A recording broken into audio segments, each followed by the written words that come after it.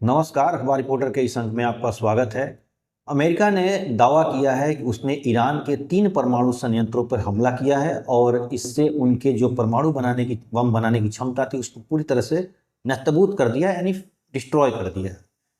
आज हम इसी पर चर्चा करने वाले हैं कि जो अमेरिका का दावा है वो कितना सटीक है और कितना सत्य है।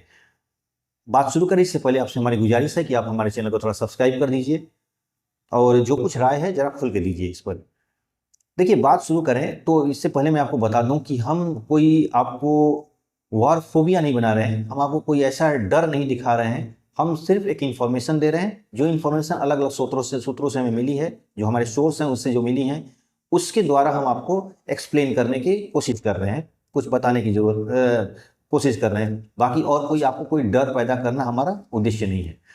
देखिए, अमेरिका ने दावा किया है कि ईरान के 3 परमाणु संयंत्र, एक जो है फ्रूडो, नतांज और एक है इस्फहान, ये 3 परमाणु संयंत्र जहां पर परमाणु बम बनाने की संभावना थी या बन भी रही थी, जैसा कि अमेरिका का दावा है, उसे वो पूरी तरह से नष्ट कर दिया है। यानी अब ईरान जो है आगे से परमाणु बम नहीं बना पाएगा, इस तरह का दावा है अमेरिका का। और डोनाल्ड ट्रंप ने कुछ इस तरह का स्टेटमेंट दिया है।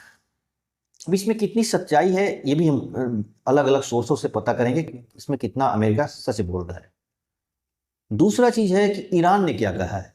ईरान ने माना है कि हमारे ऊपर हमले हुए हैं, लेकिन जिस तरह डोनाल्ड ट्रंप या अमेरिका के अलग अलग जो एजेंसियां हैं ये बात कर रही हैं कि हमारे मतलब ईरान के जितने परमाणु संयंत्र थे तीनों के तीनों तबाह हो गए हैं, ईरान ने इससे इनकार किया है। उसने इतना माना है कि हमारे ऊपर हमले हुए हैं, थोड़े नुकसान हुए हैं, लेकिन वो बिल्कुल तबाह नहीं हुए हैं। वो एज इट इज अभी काम कर रहे हैं और आगे हम परमाणु हथियार बनाएंगे, यानी परमाणु कार्यक्रम को हम बंद नहीं किए। परमाणु हथियार पे बात नहीं किया उसने, माफ करिएगा, उसने बोला कि परमाणु कार्यक्रम हमारा जारी रहेगा। ये ईरान का कहना है। एक तीसरा, दोनों पक्ष का अपना अपना राय है, तो जाहिर सी बात है कोई तीसरे सोर्स को हमें लाना ही पड़ेगा ताकि ये बात क्लियर कर लिया जाए कि जो ईरान जो कह रहा है या अमेरिका जो कह रहा है उसमें कितनी सच्चाई है। देखिए, सबसे बड़ी चीज कि जो ईरान का अपना कहना है कि हमारा कोई भी परमाणु संयंत्र का नुकसान नहीं हुआ है, तो इसका दावा को हम सत्य मानने के लिए हमें आईएईए जो है, जो मॉनिटरिंग करता है परमाणु हथियारों यानी परमाणु लीकेज वगैरह का, या कुछ परमाणु एटमिक्स कुछ मतलब दुर्घटनाएं हो जाती हैं, तो उसका तो वो एजेंसी ने क्या बोला है।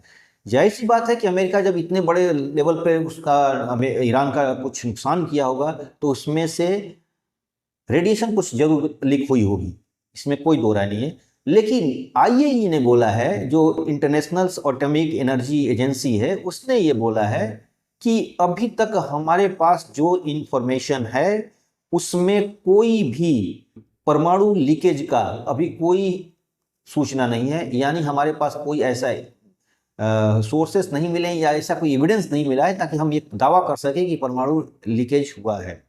यानी अमेरिका कह रहा है कि जिस तरह के हम तबाह कर दिए हैं, बर्बाद कर दिए हैं, और लेकिन आईएईए बोल रही है कि नहीं, ऐसा कुछ नहीं हुआ है, परमाणु लीकेज नहीं हुए हैं।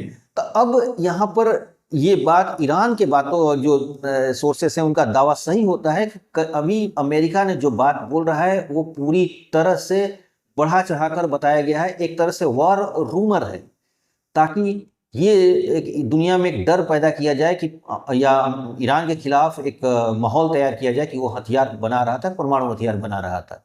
ये अमेरिका कर सकता है, ये मेरा दावा नहीं है, इस तरह के एक अनुमान है। ईरान ने कहा है कि हमारे कुछ नुकसान नहीं हुए, जो आईएईए के रिपोर्ट से मेल खाती है। अब सवाल ये होता है कि आईएईए कितना सत्य बोल रहा है, ये भी बात है। जाहिर सी बात है, वो न्यूट्रल एजेंसी है तो हम उसकी बातों पर ज्यादा यकीन कर सकते हैं, लेकिन हम उसकी सत्यता का भी प्रमाणित करेंगे, या कि वो कैसे कह रहा है, कि कैसे दावा कर सकता है कोई परमाणु लीकेज नहीं हुआ है, वहां से कोई लीकेज नहीं हुआ है। तो इसके लिए सबसे पहले हमें इस बात को सोचना होगा कि आईएईए काम कैसे करता है।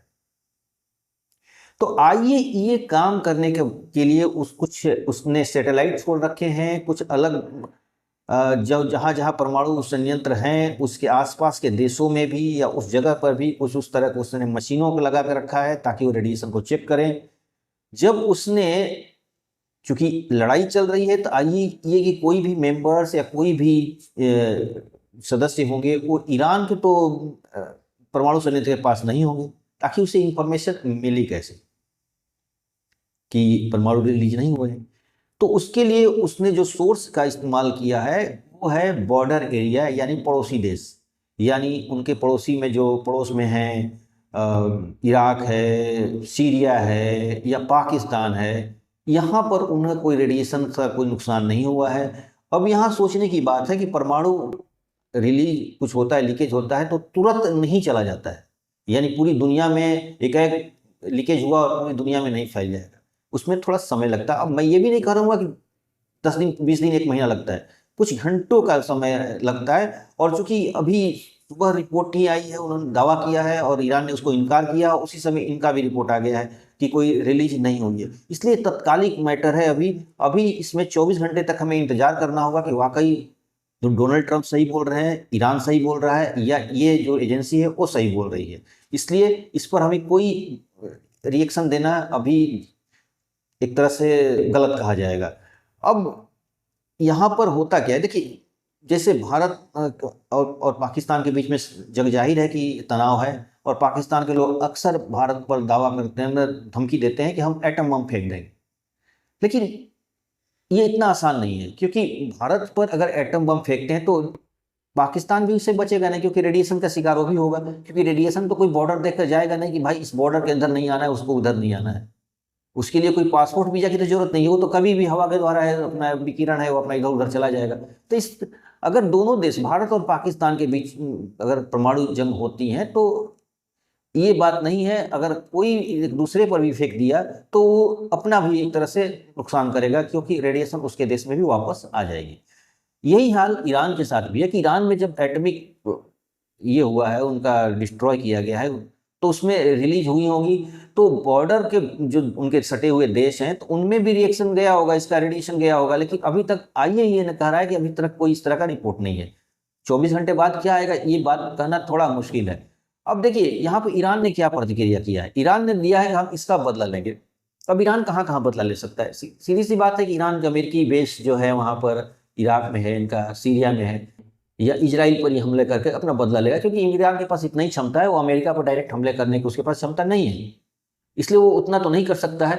हाँ, इससे एक लॉबिंग तैयार भी करने के उसको मौका मिलेगा, क्योंकि उसके जो मित्र हैं, ईरान है, रूस है, चीन है, तो ये लोग भी इनके समर्थन में दिए हैं, बयान दिए हैं और अमेरिका के हमले की निंदा किए हैं। पाकिस्तान भी, जो पाकिस्तान अमेरिका के बहुत नज़दीक है, उसने भी इस हमले का निंदा किया है और चीन का, ईरान को अपना समर्थन देने की बात कही है।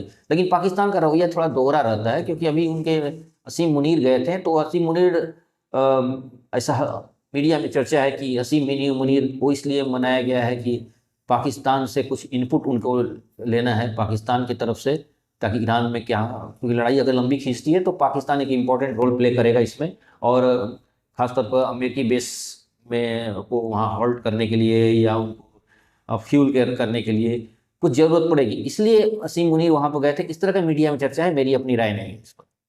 मैं इसके बारे में कोई, मेरे पास ना कोई आधिकारिक सोर्स है जिससे मैं पता कर पाऊँ। हाँ, जो मीडिया में चल रहा है उसके आधार पर मैं बोल रहा हूँ।